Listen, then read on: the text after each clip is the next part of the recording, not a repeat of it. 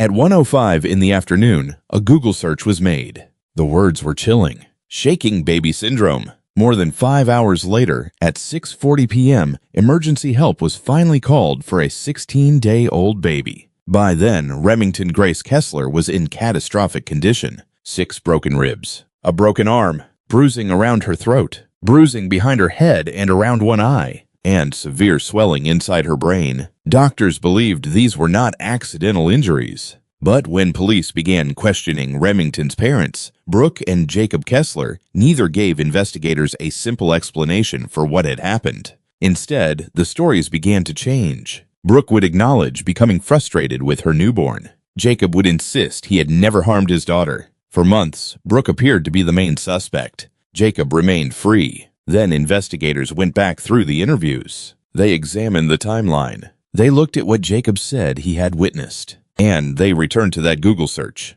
Nearly 1 year after Remington died, police brought Jacob back in. This time, the investigation was no longer focused on only one parent. And detectives had one question that became impossible to ignore. If someone inside that house was already worried enough to search for shaken baby syndrome at 1:05 p.m., why did Remington not receive emergency help until hours later? To understand why that question mattered so much, we have to go back to June 20, 2024. Remington was just 16 days old. That evening, emergency responders were called to the Kessler home in the hurricane area of Putnam County, West Virginia. The baby had become unresponsive. Jacob later told investigators that he noticed his daughter had gone limp and attempted infant CPR while Brooke contacted 911. Remington was taken for emergency treatment and eventually transferred to CAMC Women and Children's Hospital in Charleston. But doctors quickly discovered that they were dealing with something far more serious than an unexplained medical collapse. The newborn had multiple traumatic injuries. According to court records and police accounts, she had 6 fractured ribs. Her right arm was broken and swollen. There was bruising around her throat. More bruising was visible behind her head and around her left eye. Doctors also found severe brain swelling and possible skull fractures. One physician reportedly believed Remington's heart may have stopped because of asphyxiation. Medical personnel told investigators the injuries appeared suspicious and non-accidental. That changed everything. For police, there were now 2 separate mysteries. What had happened to Remington? And how could a baby, only 16 days old, suffer so many injuries without the adults caring for her being able to explain them?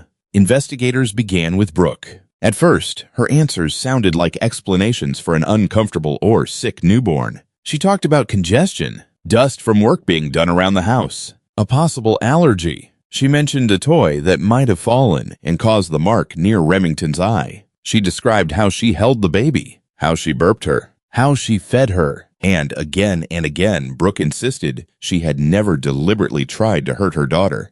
But the investigator kept returning to the physical evidence. A falling toy might explain a small bruise. It did not explain 6 broken ribs. Normal burping did not explain bruising around a newborn's throat, and ordinary handling could not easily explain the combination of a fractured arm, head trauma, bruising, and catastrophic brain swelling. The detective made that conflict clear. He wanted Brooke to understand that whatever explanation she gave had to account for all of the injuries. Not one of them, all of them. And eventually, her story began to shift. According to the criminal complaint, Brooke acknowledged that she had become irritated while trying to burp Remington. She told investigators that she had placed her hand around the baby's neck and the back of her head. She said she may have squeezed too hard. She also suggested that Remington's ribs could have been fractured when she held or squeezed the baby around the chest while frustrated. Brooke continued to insist that she never intended to seriously injure her daughter. But investigators now had something they had not had at the beginning of the interview: an acknowledgement of frustration, an acknowledgement of force, and an acknowledgement that her handling of the newborn may have caused serious injuries. Then Brooke introduced another person into the explanation: her husband. She suggested Jacob might have caused Remington's broken arm while handling or playing with the baby.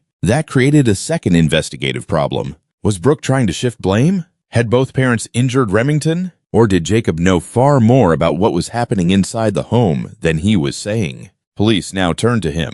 Jacob's demeanor was different. He insisted he had not intentionally hurt Remington. He talked about loving his daughter. He described checking on her when she became unresponsive. He described performing infant CPR, and he denied being responsible for the severe injuries doctors had found. Investigators told him something important. Brooke had already admitted being too rough with the baby, and she had also mentioned something Jacob may have done. Jacob acknowledged one incident in which he had lightly patted or slapped the baby on the bottom when she was fussy, but he denied causing her broken arm. He denied choking her. He denied doing anything that could explain her catastrophic condition. At that moment, however, there was another part of Jacob's account that would become far more important later. He described Brooke becoming frustrated with the baby. He indicated that she had sometimes been too aggressive, and he would eventually tell investigators that he had seen behavior involving shaking. That meant Jacob's legal danger did not necessarily depend on proving that he personally broke a bone. If he knew a defenseless newborn was being violently handled, investigators would eventually ask what he did with that knowledge. But on that first night, the immediate focus remained on Brooke. The interrogation continued. The detective repeatedly used language about exhausted parents making mistakes. He talked about frustration. He suggested that people sometimes lose control without intending the worst possible outcome. It is important to understand what was happening here. The investigator was not saying the injuries were minor. He was giving Brooke a psychological path to keep talking. Instead of forcing her to choose between being completely innocent and admitting intentional murder, he presented another possibility. Maybe she had become frustrated. Maybe she had used too much force. Maybe she had done something terrible without initially intending the result. And Brooke continued talking. Eventually, investigators believed they had enough to arrest her. At approximately 3:50 on the morning of June 21st, Brooke Kessler was taken into custody. She initially faced charges including child abuse causing serious bodily injury, strangulation, and malicious assault. Jacob was not arrested, and Remington was still alive, but only technically. Doctors described catastrophic neurological damage. Her brain was severely swollen. She was not responding normally to stimulation, and the medical team did not believe what they were seeing could be explained by an ordinary accident. 3 days after the emergency began, on June 23rd, Remington was removed from life support. She was pronounced dead at 3:41 that afternoon. She had lived for 16 days. The investigation was now a death investigation, and the case against Brooke became more serious. Her charges were updated after Remington died. Later that year, a grand jury indicted Brooke on several felony counts connected to the infant's death and injuries. From the outside, the case appeared to have taken shape. A newborn was dead. Her mother had made incriminating statements. Her mother had been arrested. Her father had been interviewed and released. It might have appeared that investigators already knew who would face justice. They did not, because the case had a problem: Jacob's statements. Over the months that followed, investigators continued reviewing what he had told them, and according to Putnam County Prosecutor Christina Raines, inconsistencies began to emerge between Jacob's different accounts and the evidence surrounding Remington's injuries. The more detectives compared his versions of events, the harder it became to treat him simply as a father who had known nothing until the emergency. Then they found the digital evidence. June 20, 2024, 1:05 p.m. Investigators determined that Jacob had searched Google for information about shaken baby syndrome. Think about where that moment falls in the timeline. The emergency call was not made until approximately 6:40 p.m. That is a gap of about 5 hours and 35 minutes. The Google search did not, by itself, prove who injured Remington, and it did not prove what Jacob understood medically at that exact moment. But investigators now had to ask the obvious question. Why was he searching for shaken baby syndrome? And what had he seen before making that search? That question became even more troubling when combined with Jacob's own statements. Prosecutors later said Jacob indicated that Brooke had violently shaken Remington multiple times during the few days the newborn was home. According to Raines, Jacob described 7 or 8 incidents. He reportedly said there were times when he had to intervene and take the baby away from Brooke. If that account was true, investigators now faced a very different timeline. Jacob had not simply discovered an injured baby at 6:40 that evening. According to his own later statements, he had already witnessed behavior that concerned him. He had searched for shaken baby syndrome, and yet emergency medical treatment did not come for more than 5 hours. Almost a year after Remington's death, investigators called Jacob back. The tone of this interrogation was different. The detective told him directly that he believed Jacob had lied. Jacob denied being a monster. He continued insisting he had never physically harmed Remington. He said his mistake had been trusting too much. But investigators were no longer focused only on whether Jacob's own hands had caused the fractures. They were focused on what he knew, what he had witnessed, and what he failed to do. Detectives confronted him with the Google search. They confronted him with statements he had made about Brooke, and they confronted him with the delay. If he had seen the baby shaken, if the baby appeared different afterward, if he became concerned enough to search for shaken baby syndrome, why was she not taken immediately to an emergency room? Jacob struggled to provide a clear timeline. He said parts of that period were blurry. He said he did not remember exactly when certain conversations occurred. But under questioning, he acknowledged seeing Brooke handle Remington aggressively. He described the baby becoming unusually still after at least one incident, and investigators kept bringing him back to the same point. You saw something. You knew something was wrong. Why did you wait? That was the moment the case against Jacob changed. The issue was no longer whether police could prove that he personally inflicted the injuries doctors had documented.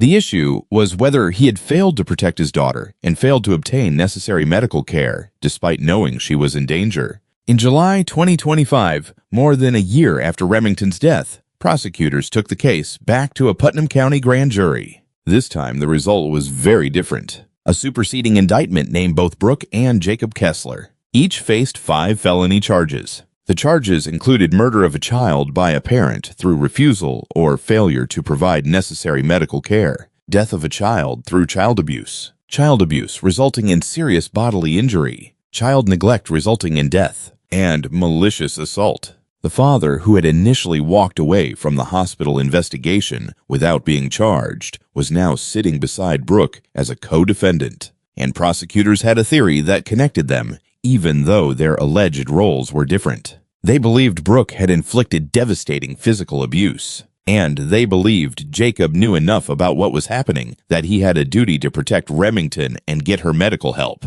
According to prosecutors, he failed to do so. Now the case had another problem. Brooke and Jacob were blaming each other. Brooke had suggested Jacob caused at least one injury. Jacob described Brooke as the person who had repeatedly handled Remington violently. Prosecutor Christina Raines later explained why that made the case difficult. Only 2 adults knew exactly what had happened inside the home, and each had reasons to minimize his or her own responsibility. A trial would have forced jurors to sort through those contradictions. They would have heard about the injuries, the shifting statements, the interrogation recordings, the medical findings, the Google search, and the 5-hour and 35-minute gap before emergency help.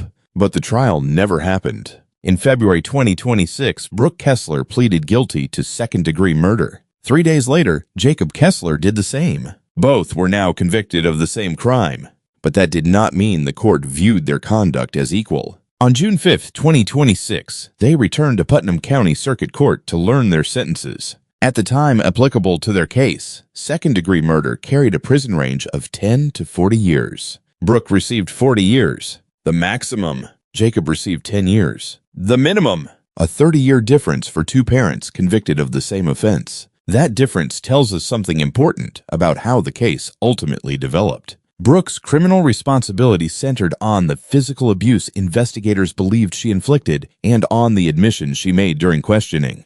Jacob's case centered heavily on failure. Failure to protect. Failure to report what he said he had witnessed. And most importantly, failure to obtain medical care quickly enough. But a 10-year sentence did not mean the court found him innocent of responsibility. He had pleaded guilty to second-degree murder. The father, who had spent nearly a year without charges, ultimately became a convicted murderer alongside the mother. And that takes us back to the detail that transformed this case. 1:05 p.m., shaking baby syndrome. 6:40 p.m., the emergency call. 5 hours and 35 minutes. There are many things investigators could never reconstruct with absolute certainty. Exactly when each injury happened, exactly which parent knew every detail, exactly what was said inside the home during those hours. Brooke and Jacob gave changing and sometimes competing versions. Remington could never tell anyone. But there were things the evidence did establish. A 16-day-old baby had suffered multiple severe injuries. Medical personnel believed those injuries were not accidental. Brooke admitted becoming frustrated and using force. Jacob later acknowledged witnessing conduct that concerned him.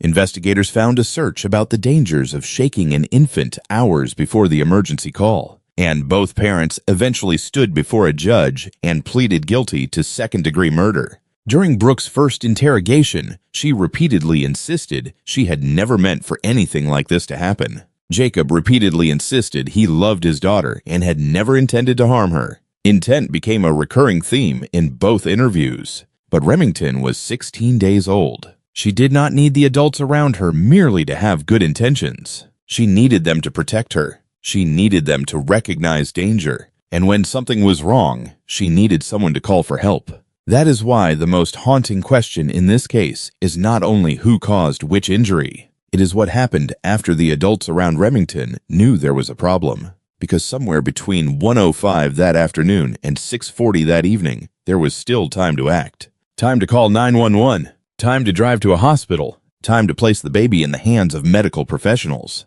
Instead, more than 5 hours passed. Remington Grace Kessler died 3 days later. Brooke Kessler is now serving a 40-year sentence. Jacob Kessler is serving 10 years. The criminal case has reached its legal conclusion. But the question that drove investigators back to Jacob nearly a year after his daughter died still remains the question at the center of the story. If you already knew enough to search for shaken baby syndrome, why did you wait 5 hours and 35 minutes to call for help?